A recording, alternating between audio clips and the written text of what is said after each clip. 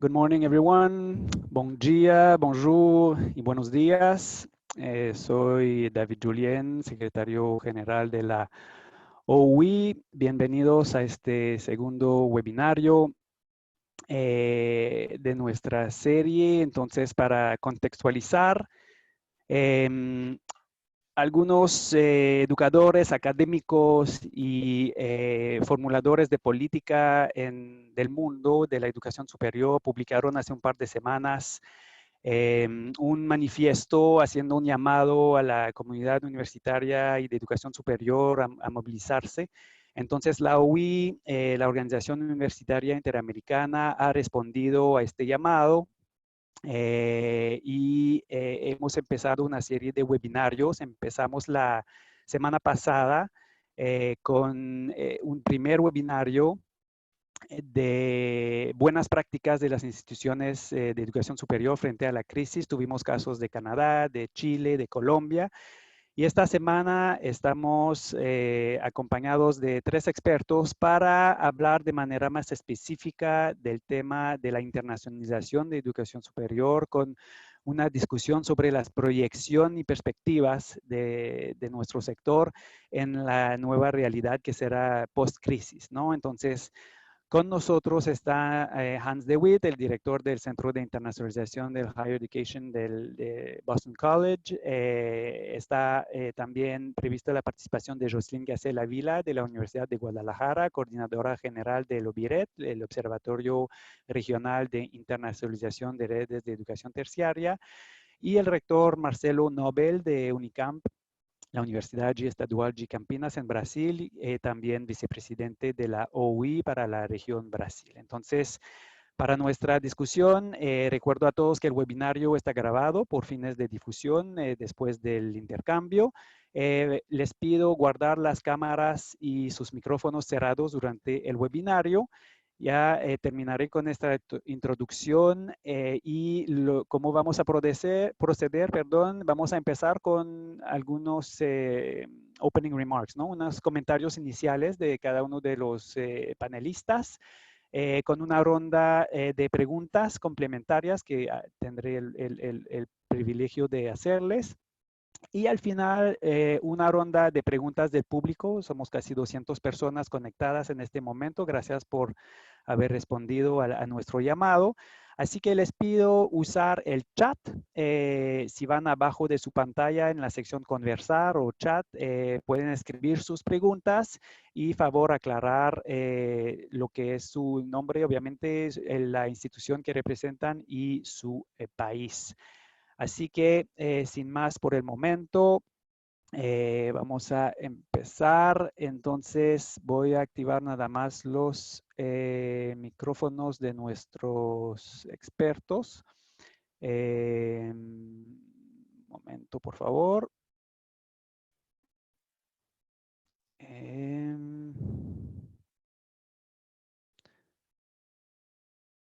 Ahora sí, Hans, ¿me escuchas? Y creo que tú ya voy activando tu micrófono y Marcelo también. Entonces, hoy. Ok.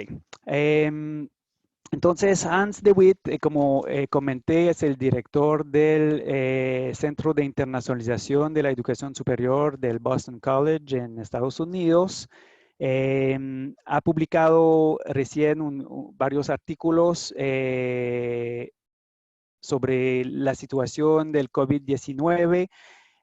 Hablaste, entre otros comentarios, de una necesaria reestructuración de los patrones de movilidad, de la calidad académica. Algunos expertos dicen que pues no regresaremos a una situación normal antes de 5 años.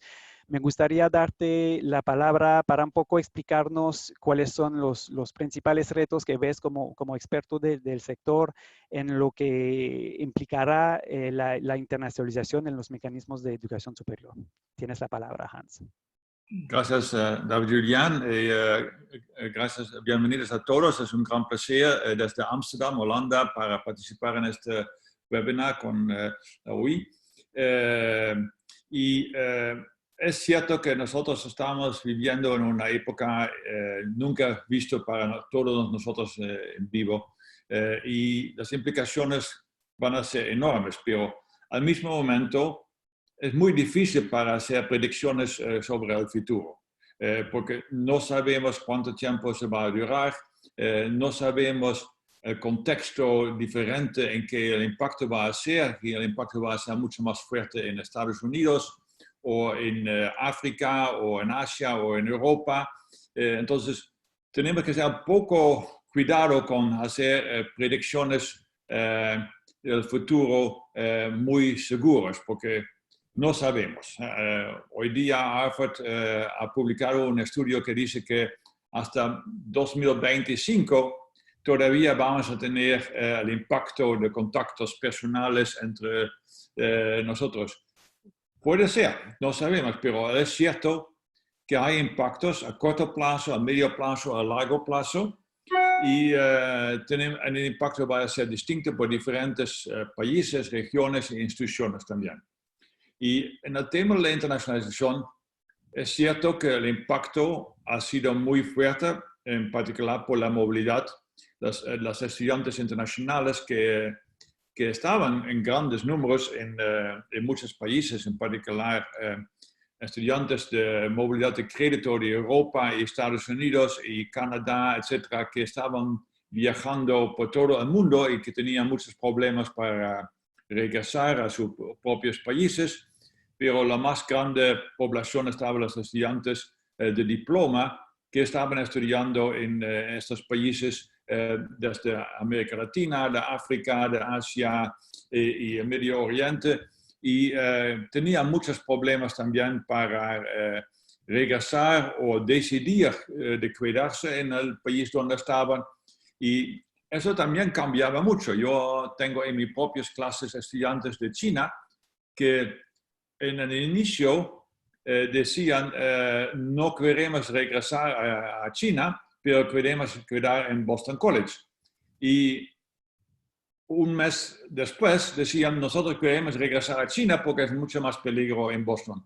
Entonces, eso también es un cambio que cada vez más pasa y no sabemos cuál es la decisión correcta. Pero es cierto que el impacto a corto plazo a estudiantes internacionales de la movilidad ha sido enorme. Y lo que pasa a medio plazo no es difícil para decir, pero ya se prevé que muchas universidades en Europa y Estados Unidos y probablemente también en países emergentes y en desarrollo no pueden abrir sus clases en el nuevo año académico. Entonces, que tienen que continuar que dar clases en línea. Y si pasa eso, también eso tiene un impacto enorme en la movilidad, porque eso implica que estudiantes no van a moverse, quizás no van a estudiar o van a estudiar en universidades en su propio país. Entonces, a corto plazo, el impacto en la movilidad internacional va a ser enorme. Y el impacto, por ejemplo, en Australia ya se preveía que la economía institucional y la economía de Australia van a ser afectada mucho por la falta de la movilidad, porque es el producto segundo en exportación de Australia. Pero eso va a hacer impactar a Inglaterra, eso va a impactar a muchas partes de Estados Unidos. En particular, los grandes países que tienen muchos estudiantes internacionales van a ser afectados de eso. Y ya se prevé, yo estaba teniendo una discusión sobre eso con colegas de Australia, que en Australia varias universidades pueden cerrarse por falta de tener estudiantes internacionales. Y va a cerrar muchas universidades y pequeños colegios en Estados Unidos también, no solo por problemas de estudiantes internacionales, pero también por falta de dinero para sobrevivir. Esas son las universidades que ya tenían muchos problemas económicos y entonces el COVID-19 solo hace que ese proceso va a ser mucho más radical y mucho más rápido que previsto.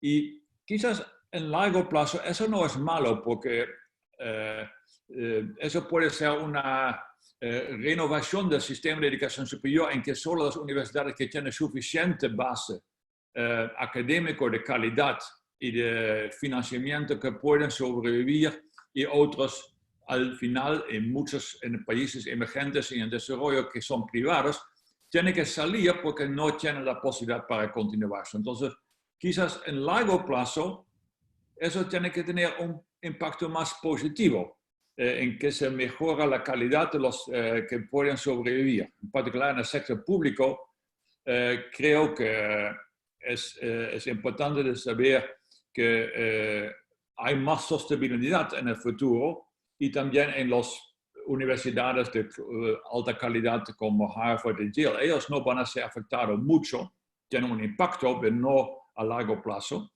Pero muchas universidades van a encontrar problemas por la situación en general y también por el hecho que no hay mucha movilidad estudiantil. Entonces, la movilidad es difícil para decir qué pasa, pero va a ser impactado. Simon Michelson, de la Universidad de Oxford, ha dicho que se va a durar al menos 5 años para la movilidad para llegar al mismo nivel que actualmente. Y eso probablemente es realista y quizás va a ser nunca de regreso al nivel normal. Quizás el impacto va a ser mucho más negativo en el sentido que los estudiantes no pueden viajar o no quieren más viajar. También el impacto va a ser que estudiantes van a moverse a diferentes regiones. Probablemente el impacto va a ser mucho más fuerte a Estados Unidos, a Australia, etc., y menos a países en Asia. Quizás va a ser mucha más movilidad en América Latina propia que antes ir a Europa o a Estados Unidos. Entonces, puede ser cambios, por cierto van a ser cambios, pero los cambios no siempre van a ser negativos, van a ser solo cambios fundamentales en la manera de la movilidad se realiza. También el impacto va a ser que, en mi opinión, la investigación, la cooperación internacional en la investigación va a ser mucho más importante que todo, que antes. Pero al mismo momento se necesita por eso el ambiente político para realizar eso. Y como sabemos ya en Estados Unidos, en Brasil y en Hungría, etc., la tendencia es mucho más nacionalista, mucho más no colaborar, pero hacer todo por su propio interés, etc. Y eso implica que ellos no quieren colaborar. El salido del WHO de Estados Unidos es un ejemplo de eso. Es importante que vamos a esforzar la cooperación internacional en la salud y si hace lo contrario, eso va a ser muy peligroso, pero la tendencia política en varios países es cierto negativo. Pero solo esa crisis ha demostrado la importancia de la cooperación internacional en la investigación, en el entrenamiento de profesionales, de académicos, etc. Entonces, si nosotros no colaboramos, va a ser negativo para el futuro del mundo. Entonces, pero no sabemos lo que está pasando en eso. Y lo que sabemos, se habla mucho de eso, que muchas personas piensan que la educación virtual en línea va a ser mucho más fuerte que en el pasado. Tampoco sabemos eso, porque también hay muchos casos en que se nota que las universidades no son listos para hacerlo, los profesores no son listos, los estudiantes no son listos, la tecnología no está listo.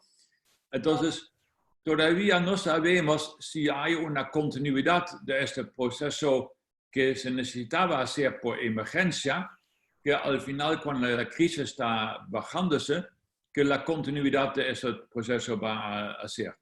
Es cierto que tiene un impacto positivo en el sentido que las personas que observan que ahora sí es posible de hacerlo en línea, pueden continuar a trabajar en eso, pero no creo que va a reemplazar la educación física que existe, en particular no en el pregrado. En el posgrado van a tener probablemente un impacto más grande que en el pregrado, porque se observa que en el pregrado los estudiantes no se sienten muy cómodos para hacer una educación a distancia. Necesitan una comunidad física para trabajar juntos con sus profesores, etc. Entonces, yo no creo que se va a reemplazar la virtualidad, la educación física, pero lo que puede ser es que se ayuda mucho al COIL, a la cooperación internacional por distancia, entonces, como parte de la educación superior. Entonces, eso puede ser un aspecto positivo que se observa que sí se puede utilizar la virtualidad como parte de la educación superior, pero no reemplazando eso. Entonces, eso también es importante. Puede ser un impacto muy importante en la internacionalización del currículum. Porque lo que está también muy cierto, que esta crisis ha demostrado que la competencia internacional e intercultural de muchas personas es todavía muy frágil. Hay muchas personas que no entienden que la cooperación y la competencia intercultural es necesaria para entender cómo se reacciona a otros. Hay mucho racismo, hay mucha xenofobia como resultado de esta crisis. Y entonces nosotros tenemos que trabajar mucho más todavía en el desarrollo de las competencias interculturales para evitar que en el futuro esta crisis va a aumentar los conflictos internacionales, el malentendimiento entre diferentes culturas. Entonces es importante para las universidades para aprender de eso, que todavía hay mucho trabajo de hacer en eso. Entonces, en general, el impacto va a ser grande, va a ser distinto en diferentes países, pero no sabemos todavía cómo el impacto a largo plazo es, pero es cierto que pasa algo. Con eso inicio. Gracias. Gracias, Hans, para estas primeras observaciones y obviamente me gusta que lo estás abordando de varios ángulos, ¿no? Lo que toca movilidad, lo que toca internacionalización, lo que toca la virtualización de los procesos, soft skills y competencias interculturales. Y el panorama también que será distinta un poco la situación según los países, ¿no?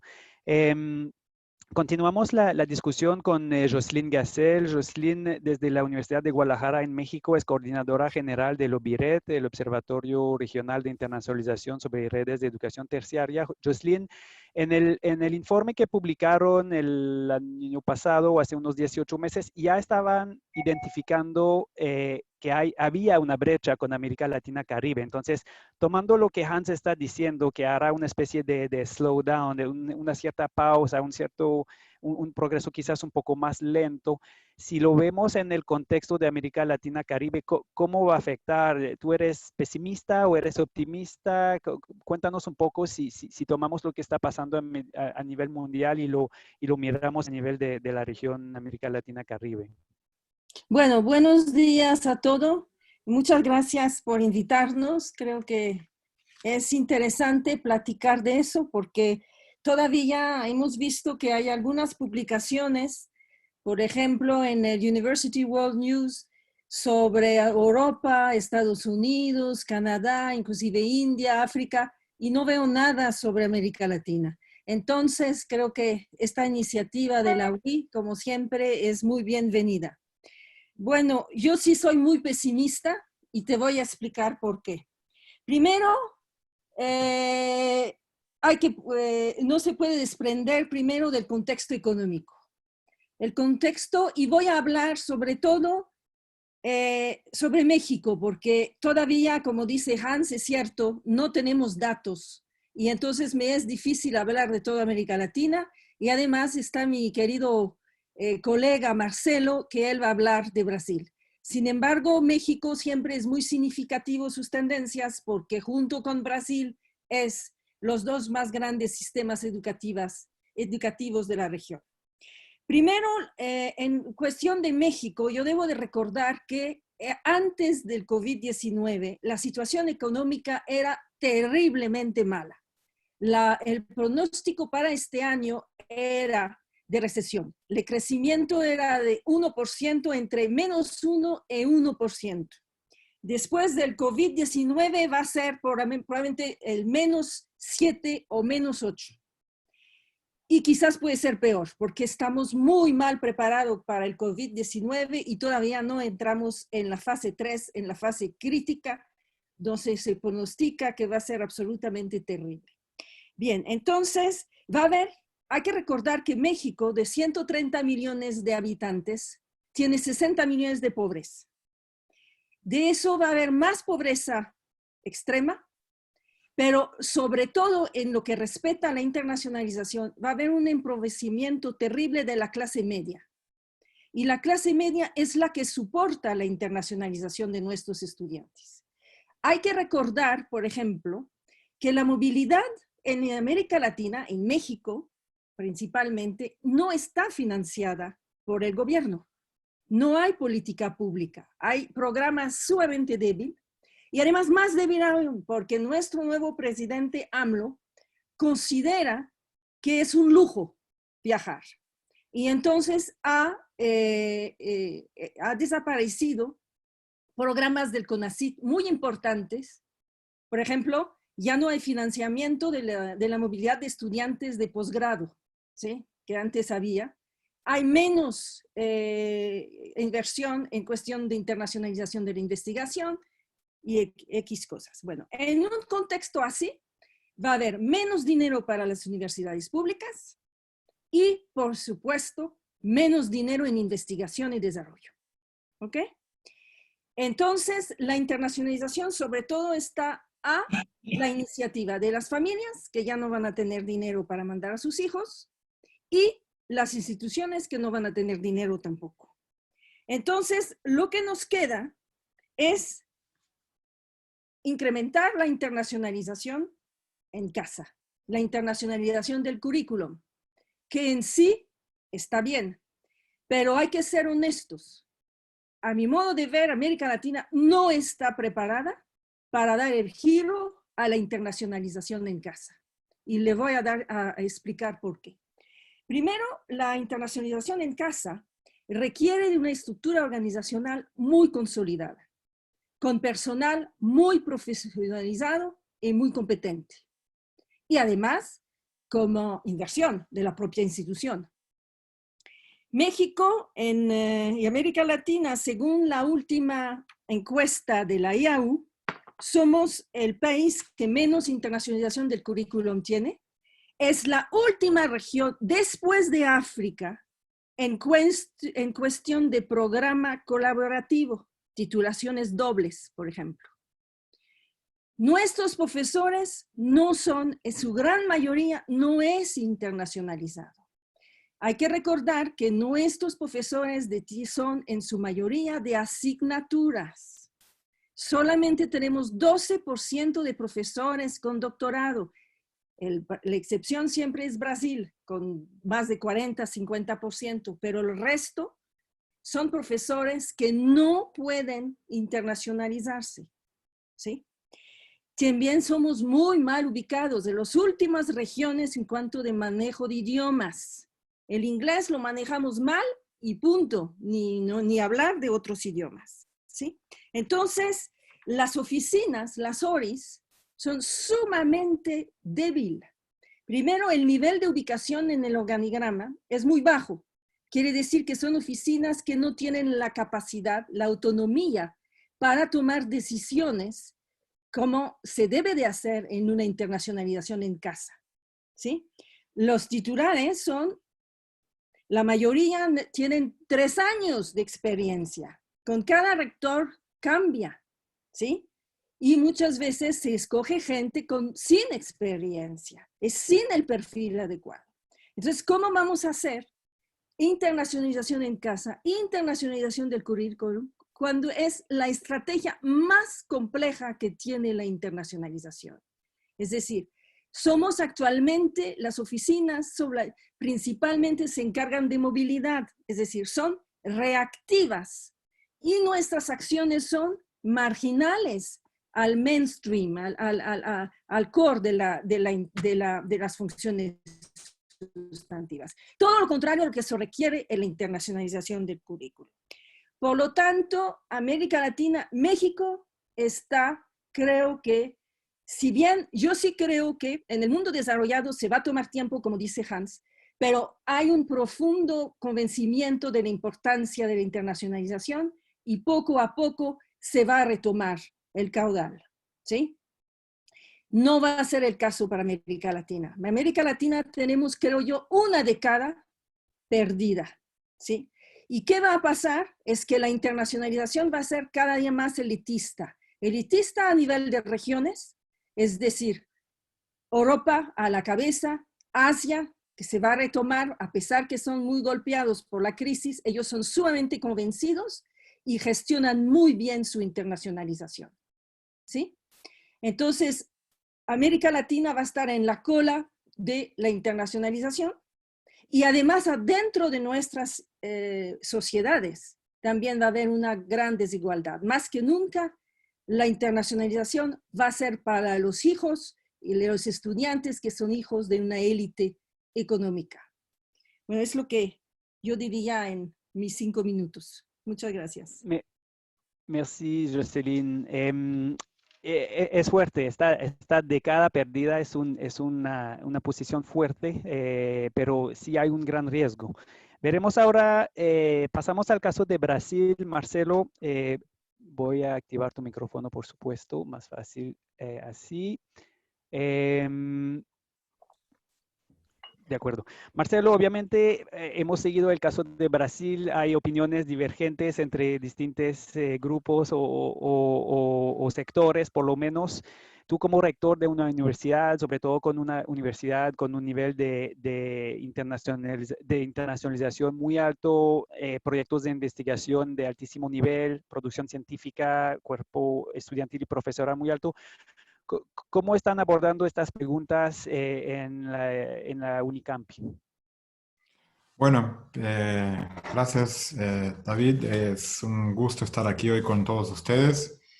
Ya veo aquí que estamos casi 300 personas en esta conversación y es realmente interesante. Yo me recuerdo muy bien esta semana, la semana que viene, por cierto, cumplo 3 años como rector aquí de la Universidad de Campinas y me acuerdo perfectamente en la primera reunión que asistí con otros rectores. Fui al coffee break a conversar un poco y un rector me preguntó, uno que ya estaba hace algunos años en su posición, me dijo, bueno, eres recién rector, ¿no? Y yo le dije, sí, acabo de entrar hace un mes. Y me dice, bueno, entonces ya te han puesto la ropa de capitán, ¿no? Yo dije, sí, me ha puesto la ropa de capitán. Y bueno, y te han puesto el sombrero de capitán, sí, el sombrero también. Bueno, entonces ya te habrás dado cuenta que el timón del barco no está conectado a nada, ¿no? Es un poco la sensación que uno tiene al ser rector. Y ahora, para empeorar un poco la situación, más que nada ese barco está con una niebla terrible, no se ve nada adelante, ¿no? Entonces, no solo es difícil manejar la situación en tiempos, digamos así, normales, hoy en día la situación es mucho más difícil, justamente por lo que comentaba Hans antes, que nadie sabe cuánto va a durar, cuánto afectará y de qué manera saldremos de esta situación. Ya Jocelyn nos ha dejado un poco más deprimidos, ¿no? Con una visión pesimista. Del punto de vista optimista, podemos decir algo que creo que es interesante. Y es algo que, bueno, yo escucho a Hans hace muchos años, a la propia Jocelyn también, de ampliar la internacionalización en casa o de ampliar oportunidades de internacionalización. Y justamente lo que estamos haciendo hoy es algo increíble y que no sería muy complicado de hacerlos en tiempos normales también. Me imagino aquí, no sé, tal vez después David puede compartir con nosotros cuántos países están aquí participando hoy de estas 300 personas que estamos online. estamos aquí de por lo menos debe haber de 20, 25 países diferentes, gente. Sí, más o menos. Hay estudiantes que de otra manera no podrían escuchar a referencias como tenemos aquí, como Hans, como Jocelyn, como David, participando. Tendrían que ir a un congreso en algún lugar, tal vez en Estados Unidos o en Holanda, pagar su pasaje, pagar su billete, pagar su hotel. Y hoy estamos aquí aprovechando una oportunidad que no ocurría de una manera muy habitual antes. Entonces, creo, del punto de vista un poco más optimista, que tendremos lecciones importantes, ¿no? La propia OUI, que es una organización que trabaja con estas cuestiones. Aquí David sabe, y todos aquí que organizamos ya algún evento, sabe la dificultad que es, el trabajo que es, el costo que representa. Y hoy conseguimos tener más gente aquí que muchas veces en congresos millonarios que nos cuesta años para preparar. Y por eso me parece que del punto de vista de aprendizaje, está siendo una experiencia interesante. Yo no creo que organizaciones internacionales como la propia UI, después que termine todo este proceso, van a dejar de hacer este tipo de webinario. Claro, algunos ya lo hacían, pero tal vez con menos frecuencia, con menos gente participando, pero creo que se va a transformar en una opción mucho más frecuente y mucho más práctica para todos. Lo mismo ocurre hoy en día, aquí por lo menos, si yo tuviera tiempo, que creo que como ustedes también, hay hoy en día lives de todo tipo, hablando del coronavirus, hablando de educación, hablando de economía, hablando de política. Hay muchas opciones que, que han aparecido a partir de una dificultad intrínseca que estamos viviendo. Desde el punto de vista de la universidad, yo creo que eso va a tener un impacto importante. Aquí hay situaciones que están comentadas. Naturalmente, las universidades tendrán que mirar a un cambio de business, del negocio, ¿no? En muchas universidades para más presencia online y aprovechar que esta movilidad virtual de los estudiantes y cómo realmente conseguir conquistar esos estudiantes de una manera específica. Y eso va a tener que ocurrir porque no creo que yo también soy bastante pesimista con eso, que la situación cambie por lo menos en el próximo año, próximos 2 años, y las instituciones tienen que sobrevivir de alguna manera, tendrán que sobrevivir y mismo con muchas dificultades económicas. Entonces va a haber una transición creo que muy rápida para un proceso más de movilidad virtual y de posibilidades de enseñanza a distancia en otras universidades. Pero también es algo que es difícil decir y ver qué realmente es lo que va a pasar. Del punto de vista práctico, como también fue mencionado, las posibilidades de trabajo en investigación, particularmente en las universidades que tienen mucha investigación, están hoy en día muy perjudicados, pero creo que también las posibilidades de encuentros en línea, de posibilidades de tener otras opciones, pueden traer beneficios interesantes y pueden traer recursos nuevos que la gente no estaba acostumbrado. Aquí en nuestra universidad tuvimos un poco de resistencia al principio, pasamos rápidamente para enseñanza online. No teníamos ninguna experiencia o poquísima experiencia con esta área y rápidamente la gente se está adaptando, está buscando nuevas posibilidades. Para los estudiantes que no tienen posibilidades, estamos comprando planes para internet, estamos donando equipos, estamos haciendo de todo para no dejar, como se dice, a nadie para atrás. Pero realmente es un game changer, ¿no? Pandemia y los resultados sobre cómo eso afectará la internacionalización de la educación superior es algo completamente en abierto. Yo tiendo a ser un poco más optimista en en una rápida adaptación de menos viajes y más presencia online y más internacionalización en casa.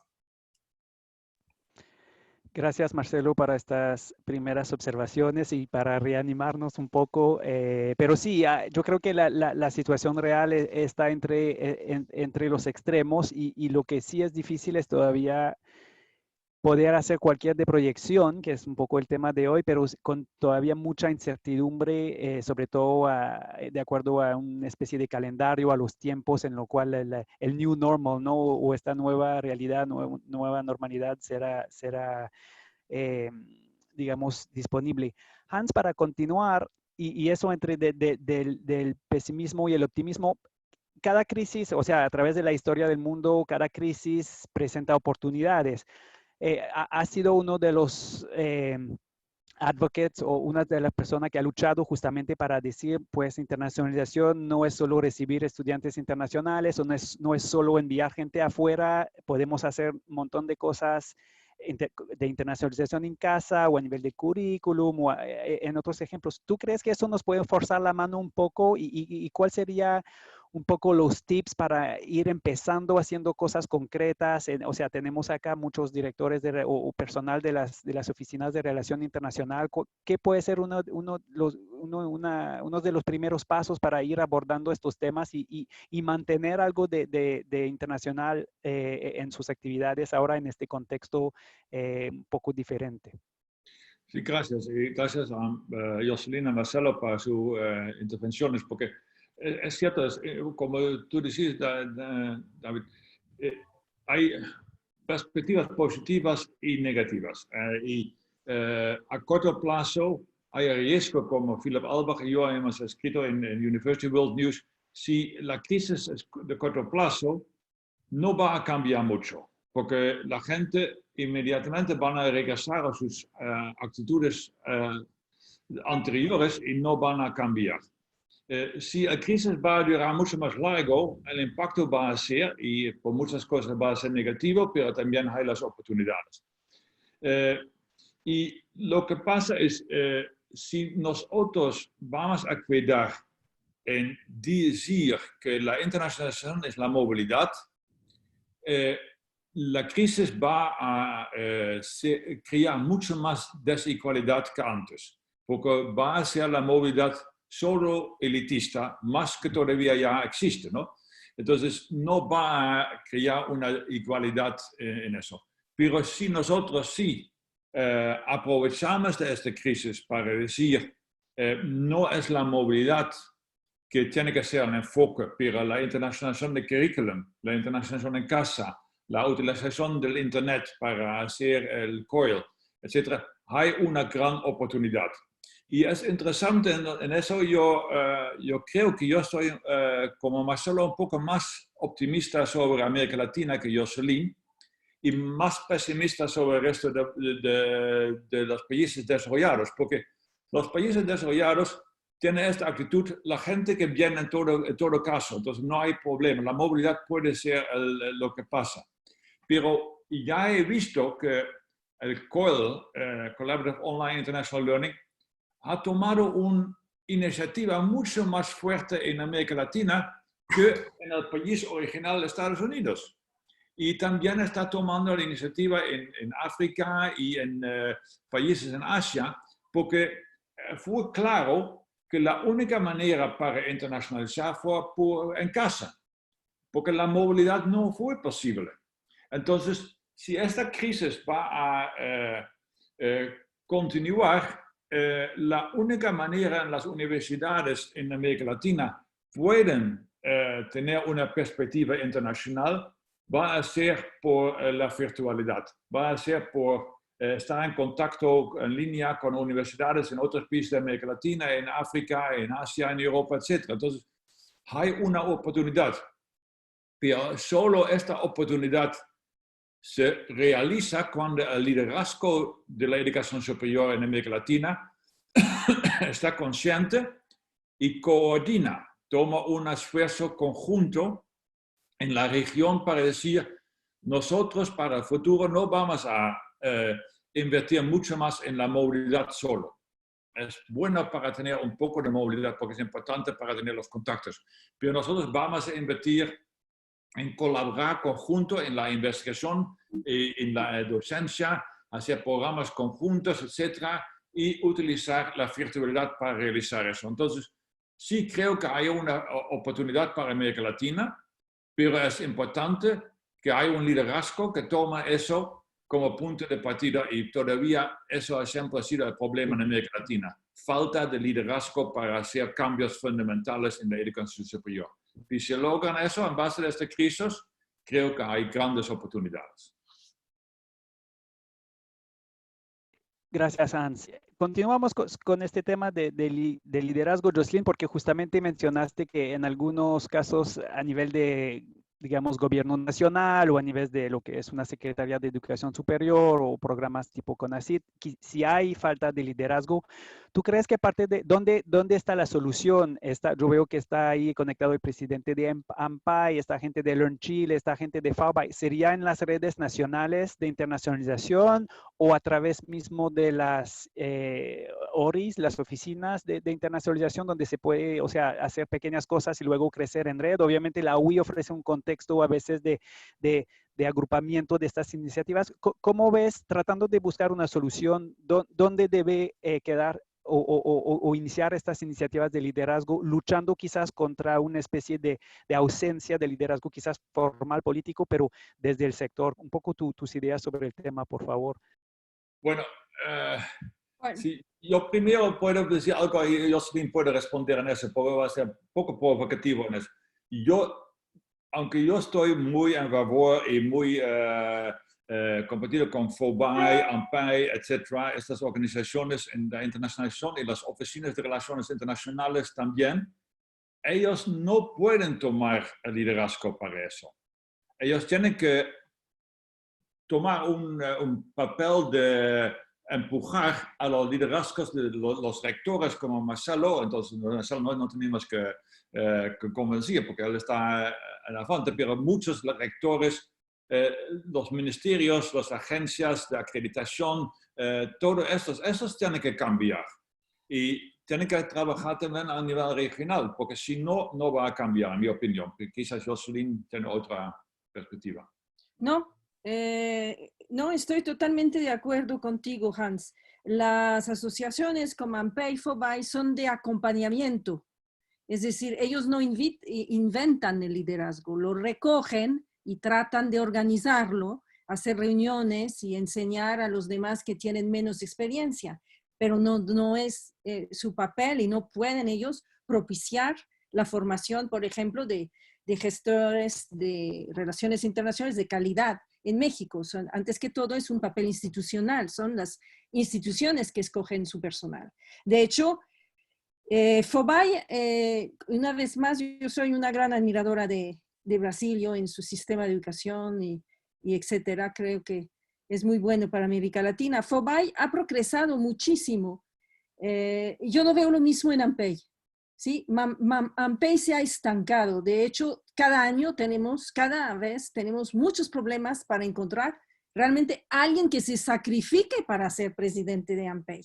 Y aquí aprovecho para saludar a César, porque realmente es una obra eólica. Entonces, eso muestra que hay una falta de un abanico, de un, ¿cómo se diría?, de un ejército de buenos directores de internacionalización en México. De hecho, somos siempre los mismos viejos. A mí me llaman la decana, pero somos los mismos. No ha habido realmente un relevo, perdón. Y eso significa mucho, muestra mucho de una situación nacional. Bueno, en cuanto a la pregunta que hizo David sobre el liderazgo, yo una vez más hablo de México, porque México es una situación muy especial actualmente. El nuevo gobierno que tenemos es un gobierno realmente muy especial en cuanto a la internacionalización, ¿sí? Cuando un gobierno dice que ya no hay que viajar porque viajar es un lujo, él utiliza la palabra FIFI, ¿sí? porque es de una manera muy coloquial, siempre se dirige. Y entonces toda la participación en Congreso, toda la movilidad para él es superfluo. Entonces, eso era antes del COVID-19. Después, ¿qué significa? Que ya no va a haber nada de movilidad, de financiamiento, ¿sí? Público, lo había poco, pero lo había un poquito. Entonces, las instituciones públicas también van a haber recortes muy fuertes. De hecho, casi nos preocupamos por nuestros sueldos, porque no sabemos si en un momento dado, inclusive, ustedes saben que México depende también de los ingresos del petróleo. Y está el precio del petróleo es más bajo que nunca, ¿sí? Entonces, van a sobrevivir algunas universidades que veo yo de excelencia privada. Yo no quiero dar nombres, pero hay grandes universidades privadas en México que son muy a la vanguardia en internacionalización, ¿sí? Porque tienen además los hijos de una élite económico, ¿sí? Eso no va a dar vuelta para atrás. Creo que se van a ralentizar, pero va a seguir adelante. Pero yo en mi corazón está en la universidad pública. Y la universidad pública, aquí sí no las vamos a ver muy difíciles, porque no es inclusive, es la realidad. Vamos a tener tantas cosas que atender, ¿sí? Sí. Que la internacionalización va a venir al final. De hecho, discúlpenme que balconeo y aquí a mi universidad, pero mi universidad acaba de tomar la decisión de bajar de nivel la facilidad de internacionalización. Es algo inaudito en América Latina, cuando todas las recomendaciones claro, justificaron un diagnóstico mal hecho, ¿sí? Que hicieron a su conveniencia. Pero, ¿por qué? Porque no es una prioridad. La prioridad en México es la cobertura, es la desigualdad, es hacer quizás un poquito más de investigación pertinente con su entorno social, etc. Entonces, sí, el liderazgo, si hay, va a ser de las instituciones mismas. Quizás deberíamos de trabajar más en redes. Por ejemplo, el proyecto de Riesal, financiado por Erasmus Plus, es el tipo de proyecto que se debería de hacer, ¿sí? Pero también va a haber menos dinero global, porque eso, la Unión Europea seguramente va a bajar sus fondos. Bueno, seguramente yo no debía decir eso, porque no sabemos, pero lo más probable, porque todos los países van a tener una deuda que ha crecido de manera terrible. Probablemente las redes consolidadas de investigación, ¿sí? Van a seguir, estoy de acuerdo con Marcelo, por medios virtuales, ¿sí? Los medios virtuales sí permiten trabajar en red los proyectos de investigación sin muchas veces necesidad de moverse. Con Hans hemos hecho grandes proyectos de investigación y grandes publicaciones sin nunca vernos físicamente. Entonces, eso va a seguir, pero es lo mismo, es para una élite de investigación, unas redes como ya establecida, pero va a haber poco espacio, sobre todo en el sector público, para hacer cosas nuevas. Pero definitivamente, a lo mejor hay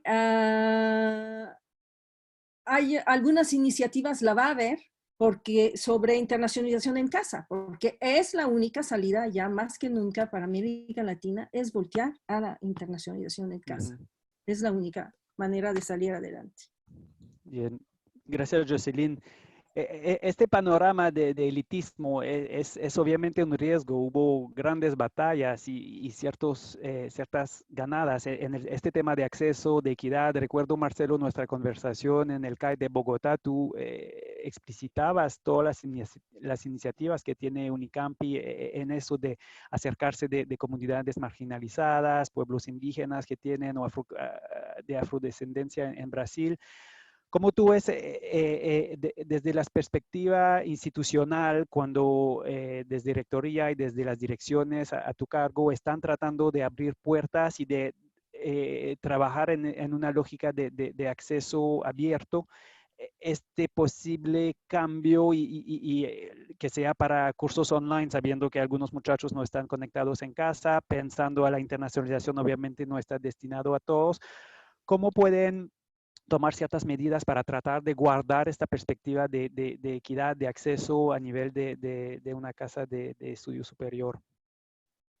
Bueno, hay muchas oportunidades también y mucho que la gente, no sé, hoy en día como estamos viviendo en un mundo de fake news y de dificultades de entender y pensar mucho porque hacemos decisiones mucho basadas en ideas no muy bien pensadas. Pero, por ejemplo, aquí, para mostrar un ejemplo interesante, creo yo, de internacionalización que no fue muy bien explorado todavía por nuestras universidades en América Latina. Por ejemplo, ahora cuando tuvimos el problema del coronavirus aquí, de la pandemia y de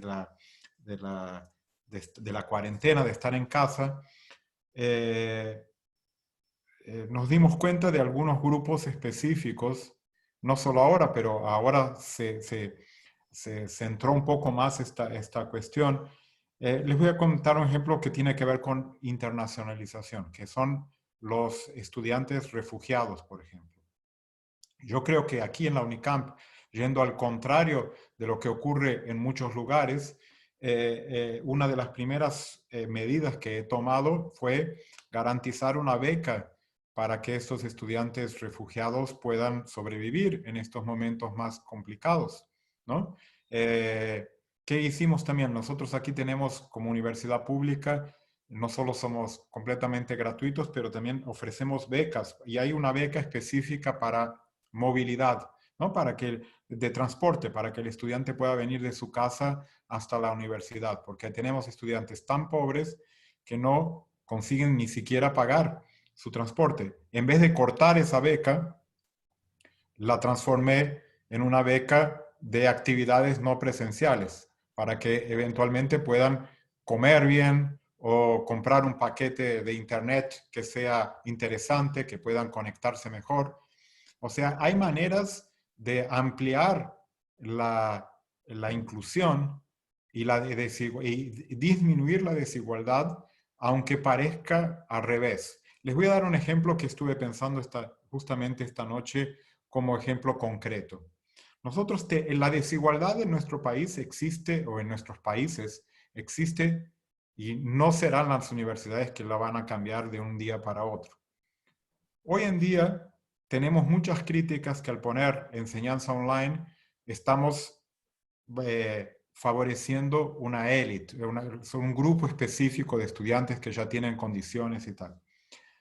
Pero aquí en la Unicamp, seguro en todas las universidades que están aquí participando, tenemos estudiantes que se levantan a las 5 de la mañana o que recogen un autobús a las 5 de la mañana y tienen que cambiar de transporte 2 o 3 veces, tardan 3 horas para llegar a la universidad y tienen que competir o que estudiar con otros estudiantes que se despiertan 15 minutos antes, agarran un auto y reclaman cuando hay un poco de tráfico cerca de la universidad. ¿Es así o no es? O sea, hay gente que pasa 6 horas por día de su vida académica en un ómnibus, en un transporte público para llegar a la universidad. Hoy en día, si les ofrecemos un buen paquete de internet, una buena posibilidad de tener un acceso a un buen computador, ese estudiante, de una manera o de otra, está teniendo condiciones mejores de estudiar que tenía antes en estudio presencial. Y ese tipo de argumento o de discusión no lo veo aparecer en estas discusiones que estamos teniendo hoy en día dentro de nuestras universidades. Y lo mismo pasa con la internacionalización. Vuelvo a insistir. ¿Cuánta gente aquí habrá en nuestros ahora 320 participantes que son estudiantes y que tenían ganas de conocer y verlo a Hans, por ejemplo, aquí en vivo, y que no han tenido esa oportunidad porque no han tenido dinero para ir a un congreso o participar de otros eventos? Hay oportunidades interesantes que pueden ser desarrolladas con todos los problemas que estamos viviendo. Y específicamente con, lo que, con la investigación es exactamente lo mismo. O sea, no teníamos una dimensión clara de cuánto podemos aprovechar en tiempo, en discusión. Yo aquí vivo en Campinas, que queda a 100 kilómetros de la ciudad de São Paulo. En días típicos o en momentos normales, yo iba 1, 2, 3 veces por semana a São Paulo. Muchas veces a una reunión que duraba media hora, 1 hora. ¿Cuánto ocurre con eso, con ustedes todos aquí también? Hoy en día, economizo recursos de la universidad a no ir, hacemos bien para el planeta y hay como dicen, ¿no? 99% de las reuniones podrían haber sido un email. Y entonces eso es lo que estamos aprendiendo un poco con este proceso. Naturalmente hay la parte negativa también y es parte de lo que tenemos que discutir aquí también y algunas preguntas que aparecieron. Hay muchas cosas que no son, que nunca van a ser sustituidas. La presencia física es importante, conocer otro país es fundamental para su cultura, conocer, hay muchas carreras que es necesario, ¿no? Que tener laboratorios o tener presencia en un hospital o en una actividad práctica. Eso es inevitable, seguirá ocurriendo y seguirá existiendo. Pero creo que muchos procesos de lo que estábamos acostumbrados simplemente por estar acostumbrados, sí, creo que cambiarán y es nuestro papel como universidades hacer con que cambien para la parte buena de estos cambios que siga existiendo. Gracias, Marcelo. Y yo creo que coincido contigo que habrá que continuar a progresar en este cambio de paradigma, ¿no? Realmente para redefinir un poco las reglas del juego y tratando de proponer estas soluciones híbridas a veces. Vamos a pasar a un par de preguntas de nuestro amplio público. Como dijiste, Marcelo, más de 320 personas conectadas. Viene una pregunta y la lanzo para uno de los tres. Lo que vamos a hacer es tomar un par de preguntas y limitar las respuestas a uno de los expertos para poder dar más preguntas del público.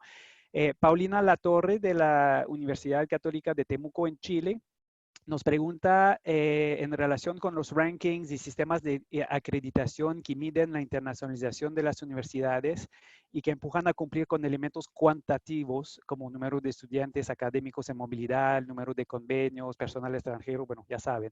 Esta nueva situación, según ustedes, ¿podría generar cambios positivos en la forma que las ranqueadoras o la internacionalización está medida en estos sistemas de acreditación y rankings? ¿Podrá generar cambios, por ejemplo, de manera de tipo más cualitativos?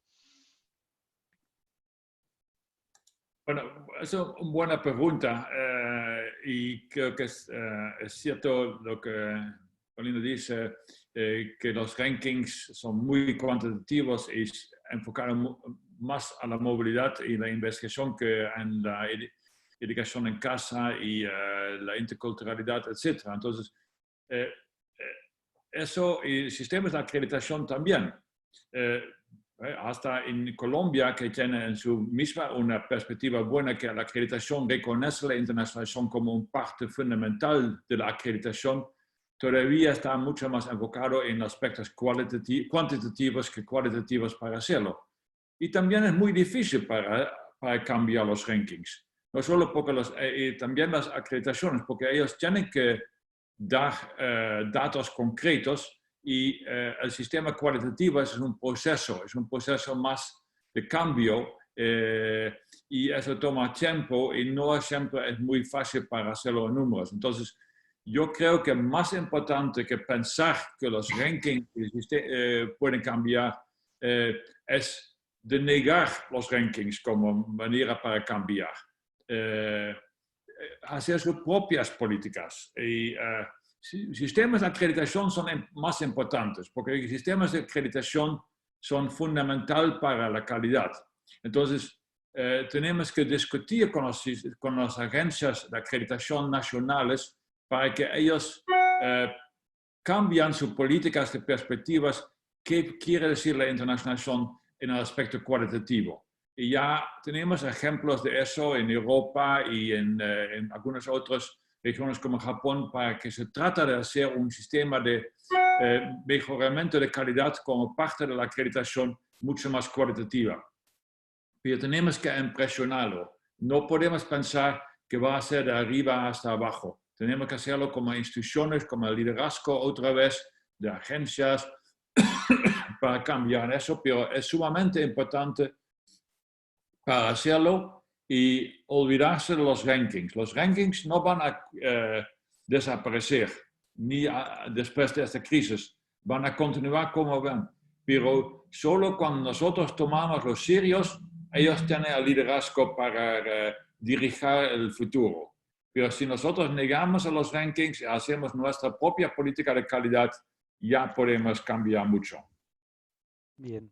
Gracias, Hans. Otra pregunta acá de Julio Sevilla de Concordia University. ¿Cuál es su predicción en cuanto a la evolución de programas nacionales de internacionalización? Por ejemplo, el CAP Sprint en Brasil o la nueva estrategia de Outbound Mobility en Canadá, que viene con inversión del gobierno federal. Marcelo, por ejemplo, en el CAP Sprint, ¿cómo ves este tipo de iniciativas que quizás vienen como una segunda vuelta después de Ciencias Sin Fronteras y otros que hemos visto en el pasado? Muy difícil saber, es más incierto que todo, porque lo que ocurre, como también fue mencionado anteriormente, todas las políticas, infelizmente aquí en América Latina, de manera general, no son políticas de Estado, sino de gobiernos. Y aquí, con un nuevo gobierno que entró en 2019, tenemos una situación bastante complicada, ¿no? Tenemos un ministro de Educación que es contrario a las universidades, que es crítico muy feroz de todas las universidades públicas. En medio de toda esta confusión del COVID, la CAPES anunció disminución del número de becas. O sea, es muy difícil entender cuál es la perspectiva sobre CAP Sprint, que tenía buenas ideas o buenos conceptos en un principio, pero tuvieron muchas dificultades de implementación y posteriormente también muy conectadas con ideas de un grupo, digamos así, que estaba al cargo allí, que salió. Y entonces ahora, con toda sinceridad, no sé qué va a pasar. Perdón, muy bien, gracias Marcelo. Aquí tenemos a Natalia Piedrahita, que nos dice que en el contexto de la virtualidad no habrá quizás más movilidad o cambio del estudiante de una universidad a otra. Por ejemplo, si alguien estudia en una universidad de élite en su país, pero quizás preferiría ahora cambiar a estudiar de forma virtual a una universidad en Estados Unidos, por ejemplo, ¿no? ¿Esto no va a redundar en mejorar calidad de especialidad y bajar precios de matrícula? Jocelyn, ¿cómo ves? Bueno, para que sea, bueno, sí podemos integrar evidentemente medios virtuales en los programas de internacionalización, pero eso necesita un savoir-faire, una expertise que hay que desarrollar. Porque decir, no, pues movilidad virtual, bueno, para que la movilidad virtual sea eficiente, necesitamos reestructurar, repensar los programas, ¿sí? No es así, porque si es nada más, pues, algunos intercambios así, pues eso no va a cambiar realmente la calidad. Es lo mismo, se necesita realmente una estrategia de internacionalización del currículo, ¿sí? Muy bien pensada, con un fuerte liderazgo, se piensa repensar el currículo y se necesita invertir en relaciones interinstitucionales fuertes y consolidadas. Por ejemplo, la maestría que hemos hecho en la UDG de doble titulación con el Boston College se hizo porque Hans ha trabajado desde años con nosotros y porque Hans tiene una sensibilidad muy particular para América Latina y porque realmente con sudor y lágrima y sangre logró sacar adelante esta maestría, ¿sí? Es decir, no es fácil reconvertir a eso. Se necesita mucha inversión y mucho liderazgo una vez más. Los medios tecnológicos no van a reservar por sí las cosas si no está repensado bien toda la currículum y las estrategias de internacionalización. Se necesita planeación. Y América Latina, pues no sé si me equivoco o si es un punto de vista particular, pero no es muy buena para planear, sobre todo en el sector público. Entonces aquí tenemos un gran reto. No digo que sea imposible, pero los líderes de las instituciones, alguien en los comentarios, en el chat puso eso, que los líderes, los presidentes, los rectores de América Latina tienen que realmente dejar cabida a un fuerte liderazgo de las personas en internacionalización. ¿Lo dejarán? No sé. Sabemos que a veces la política es más fuerte en América Latina, en el sector público, que la profesionalización. Bien. Sí, quizás un punto extra. Estoy de acuerdo con Jocelyn de esta perspectiva, pero hay otro gran problema. Cuando se habla particular sobre cooperación en eso entre América Latina y Estados Unidos, es el costo. Los Estados Unidos no van a aceptar que estudiantes van a entrar en programas virtuales con estudiantes de Estados Unidos sin costo. Entonces, y la crisis va a ser cada vez más que los Estados Unidos van a cerrar las posibilidades para tener un intercambio sin matrícula. Entonces, eso va a ser un gran problema. La única manera para hacerlo es trabajar en América Latina propia, entre ustedes, y con universidades en Europa que son mucho más abiertas, y con África y con algunas en Asia. Olvídese del elitismo de Estados Unidos, porque no hay perspectiva en eso a corto plazo. Totalmente de acuerdo con Hans. El problema es que Europa va a tener mucho menos dinero. Entonces también una vía, quizás, estoy de acuerdo, sea más cooperación intrarregional. Intrarregión, sí. Y que ha sido frenado quizás, pero que ahora podría dinamizarse. Una última pregunta, porque hemos hablado más de los macroprocesos, pero quiero regresar sobre el problema potencial de discriminación y lo que discutieron sobre la importancia de las competencias interculturales. Tenemos a Eric Sánchez que pregunta, ¿cómo seguir promoviendo la interculturalidad mediante la internacionalización con un futuro de interacción social menor? Es decir, hay conclusiones fáciles que uno puede hacer y al mismo tiempo menos oportunidades de ir choqueándose con la realidad para probarlas. ¿Cómo podemos sensibilizar en este tema? Bueno, yo no tengo respuesta para eso porque realmente yo creo mucho en la experiencia cultural, mucho más que cualquier otra cosa. Creo que la internacionalización tiene esa ventaja de realmente poder vivir una otra realidad, poder convivir con gente diferente, poder realmente tener otra experiencia. Y eso es algo que no tiene intercambio, no hay como sustituir eso por una experiencia virtual.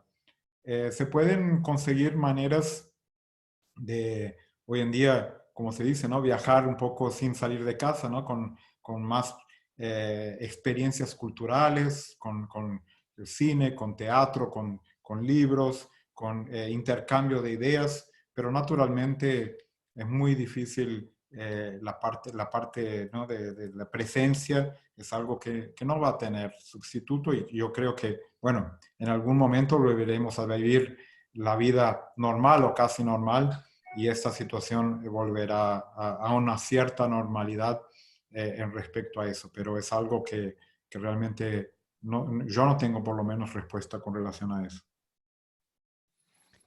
Sí, pero al mismo momento es cierto que el problema es de la discriminación es grande ahora en esta crisis, ¿no? Como cuando un presidente como Donald Trump siempre habla sobre China virus y no sobre COVID-19, porque no podemos utilizar corona porque eso afecta a la cerveza mexicana, pero cuando un político de Italia dice que el coronavirus en Italia estaba por causa de los africanos, cuando se observan las discriminaciones de los africanos en China, entonces hay todavía mucho de hacer, porque la discriminación también contra los chinos en Estados Unidos, en Europa, ha sido muy fuerte y creo que estos problemas tenemos que tomar serios como punto de partida cuando hablamos sobre la internacionalización. ¿Cómo podemos tratar de cambiar esta mentalidad de nacionalismo y xenofobia en nuestros jóvenes en el mundo? Entonces, eso todavía es un trabajo enorme que tenemos que hacer, y si nosotros como universidades no lo hacen, nadie va a hacer posible de cambiar eso, y tenemos que trabajar mucho más en eso. Bien, gracias, Hans. Ya nos estamos acercando del final. Me voy a permitir algunas observaciones para concluir. Primero, sí, yo creo que profundamente que la crisis ofrecen oportunidades, aunque para nosotros, por ejemplo, en la UI, a muy corto plazo, obviamente es medio caótico porque funcionamos a través de eventos presenciales, conferencias internacionales y temáticas, y hay una especie de paralización de las actividades. Sin embargo, sí, esta serie de 2 webinarios, cuando hemos invitado a los 3 expertos de hoy y de la semana pasada, básicamente en media hora yo tenía respuesta y estaba como done deal, ¿no? Yo creo que sí hay una toma de conciencia de la necesaria solidaridad entre gente del sector, la oportunidad también de venir redefinir y quizás ofrecer la contravoz de lo que había sido un poco paralizado, y ojalá lograremos impulsar eso. Así que muy personalmente quiero aprovechar el tiempo que me queda para agradecer tanto a Hans, a Jocelyn, a Marcelo, de haber levantado la mano y aceptado nuestra invitación. Coincido con Jocelyn que la mayoría de las cosas que hemos leído hasta ahora están en inglés o están quizás con un enfoque más western norteamericano, y que para nosotros obviamente cuenta tomar en consideración la región. También enviando toda nuestra solidaridad a los que están conectados. Sabemos que hay casos muy duros en ciertas zonas de la región. Pienso a Guayaquil en particular y otros lugares que están luchando. Y quiero nada más también, antes de volver a dar la palabra a todos, aprovechar para compartir que nosotros desde la UI también hemos tratado de responder. Hemos pilotado desde 2-3 años en la región de Colombia lo que llamamos el eMovies, el espacio de movilidad virtual en educación superior, tratando de movilizar a nuestros miembros a poner algo de cursos online disponible en un pool de cursos donde las instituciones sí pueden facilitar una experiencia de internacionalización, es decir, un estudiante colombiano puede tomar un curso mexicano y viceversa, favoreciendo. Entonces, está ahora en convocatoria, lo estamos lanzando a nivel de toda la región, así que los miembros interesados pueden comunicarse con nosotros para tener más detalles. Y también, frente a la cancelación de nuestras actividades presenciales, hemos reforzado lo que son nuestros cursos online, obviamente. El DIES, el Diplomado de Internacionalización de Educación Superior, sigue su curso. Les cuento que para el módulo de estrategias de movilidad ya estamos revisando los correos para insertar algunos ajustes frente a lo que discutimos de hoy, pero seguirán. La primera cohorte está terminando y tendremos las 2 otras. También tenemos un curso de políticas de género con becas disponible. Vamos a lanzar becas con Santander para el curso IGLU y demás. Así que realmente sigue nuestra oferta y estamos en búsqueda de tutores. Entonces, si algunos de ustedes son expertos en procesos de digitalización y cursos online, pues podrán comunicarse con nosotros. Así que ahora quiero nada más volver a dar la palabra a cada uno para un 1-minute closing remark. Hans, quizás si quieres empezar. Sí, gracias. Bueno, gracias David por la invitación y a todos. Yo estoy muy de acuerdo con, decía Marcelo, que eso es un buen ejemplo, cómo podemos intercomunicar, está aprendiendo, pero también discutiendo temas internacionales por esta medida. Entonces tenemos que aprender de esta crisis cómo podemos avanzar en eso. No va a ser fácil porque la reacción en general es cuando una crisis se termina, se comienza de otra vez la vida normal, pero si nosotros vamos a tratar de utilizar las experiencias para cambiar, es una buena oportunidad para el futuro, en particular para América Latina, que creo que tiene muchas posibilidades para aprender mucho de esta crisis. Gracias. Gracias a ti, Hans, y cuidado allá en Ámsterdam. Jocelyn. Sí, estoy de acuerdo que toda crisis abre nuevas oportunidades. Eso definitivamente. La oportunidad para América Latina es profundizar la internacionalización en casa. Quizás por los primeros años donde habrá menos recursos, más cooperación intrarregional, ¿sí?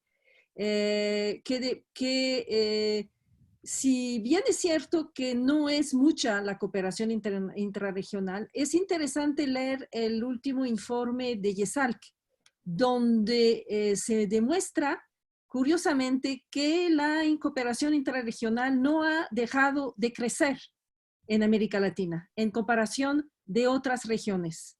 Eso muy poco lo sabemos. Yo mismo me sorprendí de este dato.